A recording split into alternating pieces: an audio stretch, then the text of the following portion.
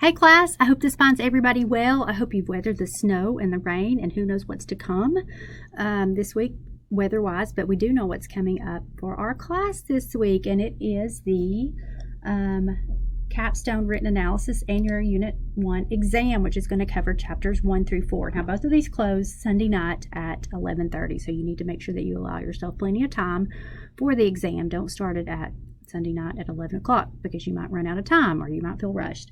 It's 60 questions. It is time for 50 minutes. It's multiple choice, and chances are if you've took the quizzes multiple times from each chapter, you're going to have solved the questions because we pull all those from the same test bank. If you have any questions about that, of course, you know how to reach out to me. Capstone Written Analysis, and so that's your next project. That's also going to be due in the Dropbox Sunday night the 16th by 11:30. And so here's your rubric. So make sure you're reading over this carefully to make sure that you're going to be able to get full credit because the capstone does carry a lot of weight. It needs to be typed. It needs to be submitted in the Dropbox, and the answers need to be thought out thoroughly. So make sure that you are just not writing, one sentence down. Make sure you're putting as much information down as you need to. Don't write just to write, but do make sure that you are explaining each of the questions out thoroughly. So what is the capstone? Well, here is the Capstone Written Analysis, and this is a project I really like because I get to hear from you, and so I get to interact with you, or you get to tell me your thoughts, because the capstone, you can't go wrong because, again, it's about you. That's what I tell my students. I love the discussions where I get to hear about you, and I love when you write me, and I loved on the VARC last week where you did the learning styles, and several of you said these videos are helpful. What is helpful for you?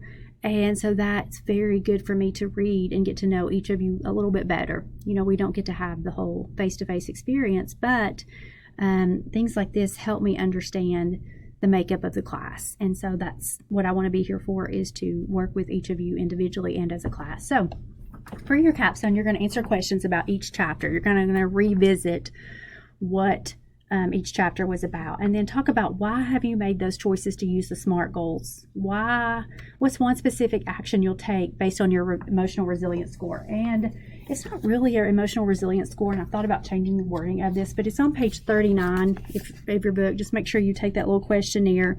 Just kind of think about your answers. It's not going to give you an actual score. So just think about your answers and what did you learn about yourself? What's an action you're going to take based on your emotional resilience? And then for chapter 3, how do you spend your time? What's 2 goals using SMART goal language back from chapter 1? Remember, make sure you're including that SMART goal language. You're not going to get credit for it if you don't. Write 2 sentence goals that you will set for yourself to help you better manage your time. Also for chapter 4, you're going to use the VARC learning styles that we just did and the learning teaching style.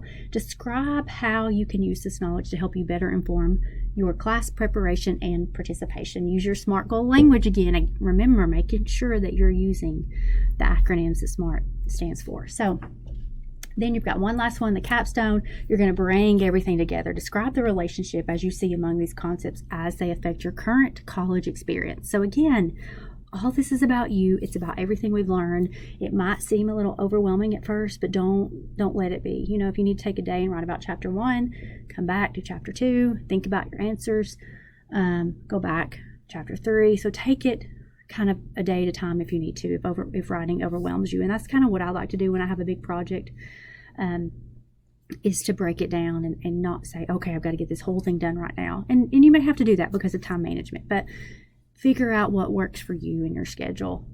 If you want to send it to me, let me proof it, make sure you're on the right track. That's totally fine. I will do that. Just make sure you have your completed version submitted by Sunday night at 11:30. So I think that covers it for this week. If you guys have any questions, please feel free to reach out to me. I'm available by text, remind, email, whatever. And I can set up a FaceTime with you if you are struggling in any area or you have any questions. So you guys have a great week. I'll talk to you again, hopefully pretty soon.